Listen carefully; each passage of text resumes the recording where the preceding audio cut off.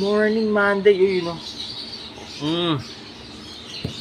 It's a Monday morning. April 8 na kapakpak, pero napakabilis talaga ng panahon. Ingat po tayo, ha. Laging magdadala po ng napakalamig na tubig ng water para at least hindi tayo ma-dehydrate ngayong tag-init.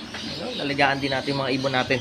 Ang suggestion ko, kapakpak, kung sakali na kaya nyo mag-purchase na kahit maliit lang na exhaust fan, kung feeling nyo na mainit sa loob ng ibunan nyo, maglagay po kayo ng exhaust fan para at least meron tayong rotation ng hangin, para at least yung flow ng ventilation nyo suabe, merong fresh air at yung labas ng init lumalabas, pinapasok yung kahit maliit lang kapakpak, kahit ganyan lang, pwede na yan para at least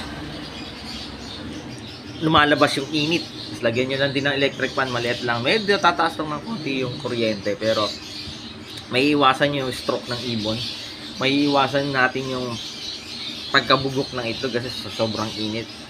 Once na maayos yung air ventilation natin, swabe at swabe pa rin ang pag-breed natin. Yan. Again, sa mga nagtatanong po, located po tayo sa 37 Consuelo Street, Marulas, Valenzuela City. Pwede po kayo dumapo rito from Monday to Saturday, 8 a.m. hanggang 8 p.m. ng gabi para makapagkape-kape na. At kwentuhan po tayo ng hiwaga about sa pag-iibon, sa buhay, or kung ano pa man yung tanong nyo, basta kaya sagutin ni Kuya Da. Okay, happy blessed Monday kapakpak. Lagi mo tatandaan, mas masaya ang buhay pag may ibon sa bahay. God loves you so much and life is happy.